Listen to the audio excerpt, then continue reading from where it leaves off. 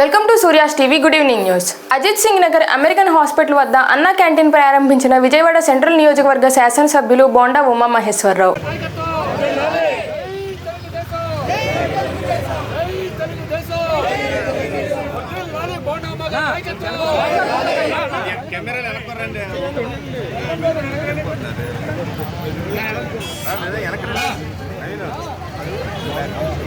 బాబు గారు ఫోటో కనమాట కొంచెం సోమేశ్వర కొంచెం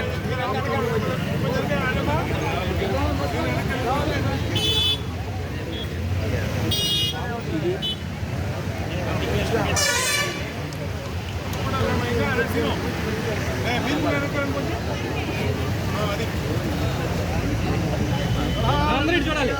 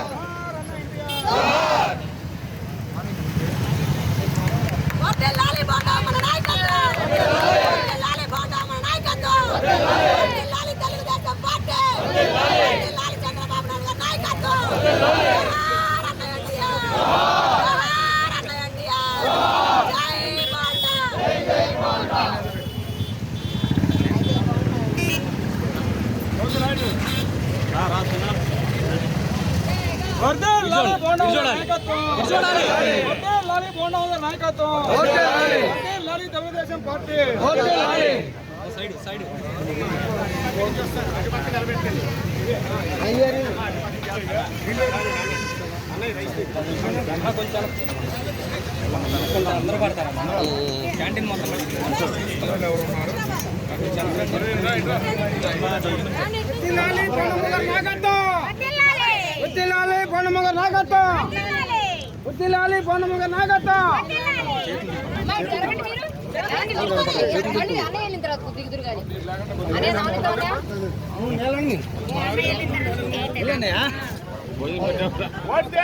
Telugu Desam party BJP Telugu Desam party ఐక్యత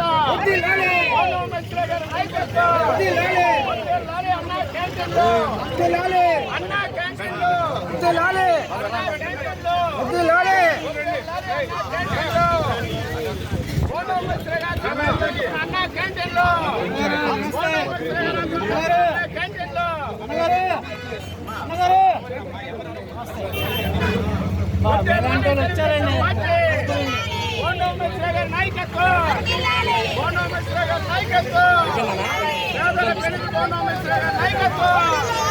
పేదలకి ఆకలి తీర్చే నాయకత్వం, పేద ప్రజల పక్షాన్ని నిలబడుతున్న నాయకత్వం, వేరే వాళ్ళు ఉంటారు నాయకత్వం.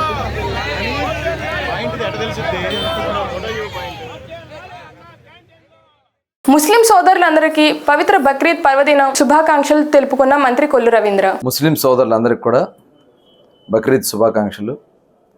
మరి బక్రీద్ అనేది ప్రపంచంలో ఉన్నటువంటి ప్రతి ఒక్క ముస్లిం సోదరుడు రంజాన్ మరి పండుగ తర్వాత బక్రీద్ని అత్యంత ప్రాధాన్యతతో నిర్వహించుకుంటారు. ఆ రోజున మరి హజ్ యాత్రకి మరి ఉమ్రాకి వెళ్ళినటువంటి యాత్రికులు పెద్ద ఎత్తున ఆ సమయంలో అక్కడ చేరి అక్కడ ప్రదక్షిణ చేస్తూ ఉంటారు. మరి దానికి నిరతగా మరి ఈ పండుగని ప్రపంచవ్యాప్తంగా ఉన్న ప్రతి ఒక్క ముస్లిం సోదరుడు మరి నిర్వహించుకుంటాం అన్నందుకు మనస్ఫూర్తిగా మరొకసారి శుభాకాంక్షలు తెలియజేస్తా ఉన్నాను. మరి ఈ సందర్భంగా పెద్ద ఎత్తున మరి ముస్లిం సోదరులందరూ కూడా అందరికీ భోజనాలు పెడుతూ బిర్యానీలు వండుతూ మరి కుల మతాలకు అతీతంగా అందరినీ ఆహ్వానించి ఈ పండుగను నిర్వహించుకుంటూ ఉంటారు. వాళ్ళందరూ కూడా మరొకసారి హృదయపూర్వక బక్రీద్ శుభాకాంక్షలు. స్థానిక కార్పొరేటర్ మోయిళ్ల గౌరి, వైసీపీ నేత మోయిళ్ల సురేష్ రెడ్డి తదితరులు బలవంతంగా వాలంటీర్ల పోస్టులకు రాజీనామా చేయించారని పలువురు వాలంటీర్లు పేర్కొన్నారు. నేను గత 5 సంవత్సరాలుగా 21వ వార్డులో వాలంటీర్గా విధులు నిర్వహిస్తున్నాను. మాకు విషయం ఏంటో కూడా తెలీదు. సడన్ గా మీటింగ్ అన్నారు, రమ్మని చెప్పారు. మేము వెళ్ళేసరికి అక్కడ ఇంకా ఇలా రాజీనామా చేయండి అమ్మా అని చెప్పారు. ఒకవేళ మీరు ఇప్పుడు రాజీనామా చేస్తేనే నెక్స్ట్ ప్రభుత్వం వచ్చాక కూడా మీ జాబ్స్ ఉంటాయి, మీకు ఇంకా దీనికంటే మంచి బెటర్ లైఫ్ అనేది ఉంటుంది అని చెప్పారు. ఇంకా ఒకవేళ మీరు రాజీనామా చేయకపోతే ఈ ప్రభుత్వం వచ్చినా కానీ మీకేమీ మేము సహాయం చేయలేము అని చెప్పారు. మేము మీకు భరోసాగా ఉంటామని చెప్పారు. అందువల్ల మేమందరం కూడా రాజీనామా చేశాం. కానీ ఇప్పుడు ఒక్కసారిగా ఇలా జరిగేసరికి వాళ్ళు కూడా ఏం సమాధానం చెప్పడం లేదు. ఇటు మా భవిష్యత్ అనేది పోతుంది. మెయిన్ ఏంటంటే చిన్నపిల్లలు ఉన్నారు. ఒక 5,000 కాదు, 5,000 మా పరిస్థితులకి చాలా చాలా ఇంపార్టెంట్. ఎందుకంటే మేము మధ్య తరగతి కుటుంబాల్లోంచి వచ్చిన వాళ్ళం. మాకు ఆ 5,000 కూడా ఎంతో ప్రీషియస్. ఎందుకంటే మాకు సొంత ఇల్లు అనేది లేదు, ఏం లేదు. మాకు ఇంటి బాడు కట్టుకోవడానికైనా కానీ వస్తున్నాయి కదా అన్న నమ్మకంతో మేము వెళ్ళి చేస్తూ ఉన్నాం. ఇలా జరిగేసరికి మేము చాలా ఇబ్బంది పడ్డాము. ఇప్పుడు మా ఉద్యోగాలు మాకు కావాలని మేము అడుగుతున్నాము. అందువలన 21వ వార్డు కార్పొరేటర్ అయిన Gauri madam and Suresh Reddy sir వాళ్ళపైన మేమందరం కూడా కేసు పెట్టడానికి అనేది వచ్చాము. సిఐ సార్ని ఈ కేసుని టేకప్ చేసి మాకు తగిన న్యాయం చేయమని కోరుతున్నాము. మళ్ళీ మా ఉద్యోగాలు మాకు కావాలని మేము వేడుకుంటున్నాము. ఆ రోజు రాజీనామా చేయము అన్న వాళ్ళకి ఏమైనా బెదిరించారు? రాజీనామా చేయము అంటే ఒక మనిషి ఎదురుగా నించొని మీరు చేయండి అమ్మా అంటే ఇన్ని సంవత్సరాలుగా మేము వాళ్ళతోనే ఉంటూ ఉన్నాము కాబట్టి మాకు తప్పలేదు. ఆ క్షణం మాకు మొహమాటం ఎదురైందనమాట. ఎందుకంటే ఖచ్చితంగా చేయాలి అన్నట్టుగా అయిపోయింది. ఎందుకంటే మేము మీ భవిష్యత్తుకు మేము గ్యారెంటీ అమ్మా, ఇంతమంది భవిష్యత్తుతో మేము ఆడుకోము కదా అనే ఒక్క మాటకి మేము కట్టుబడి చేయాల్సి వచ్చింది. మాజీ మంత్రి జోగి రమేష్ ఇంటిపై రాళ్ల దాడి.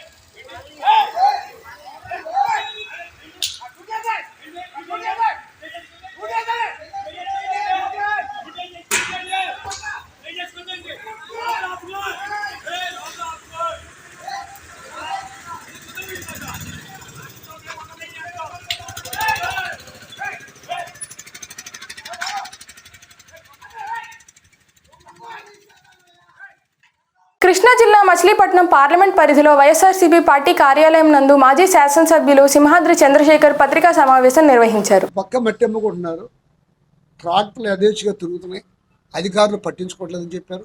ఇక్కడికి వచ్చేటప్పటికి పర్మిషన్ తీసుకుని చేలో మట్టి చేలో తోలుకుంటుంటే అంటే ఇళ్లలో భోజనాలు కూడా చేయని పరిస్థితి తీసుకొస్తారా? ఇది ప్రజాస్వామ్యం. ప్రజలు మీకు చట్టబద్ధంగా అధికారం ఇచ్చారు, ఓటేశారు. ఇప్పుడు ఈ పార్టీలో పనిచేసినంత మాత్రాన అట్లా చేయడం అనేది సభ్యత కాదు. ఇది మమ్మల్ని ఎందుకు తిరస్కరించారో జనం మేము అర్థం చేసుకోవాల్సింది. మమ్మల్ని ఎందుకు తిరస్కరించారో మీకే ఇంతకుముందు అర్థమై ఉండాలి. దీన్ని బట్టి మీరు చేయాలి. నేను ఎంఆర్ఓ గారి దగ్గరికి వెళ్ళాను. ఎందుకు ఈ పని చేసావంటే మాట్లాడు, కాగితం ఎందుకు తీసుకున్నావంటే మాట్లాడు, పోలీసులను ఎందుకు పంపించావంటే మాట్లాడకుండా పోలీసులు మాత్రం నేను పంపించలేదు సార్. ఆ పోలీసు మరి ఎందుకు వాళ్ళు ఎంఆర్ఓ ఆఫీసర్ పంపించుకోకుండా పోలీసు ఎందుకు వెళ్ళిందో కూడా తెలియదు.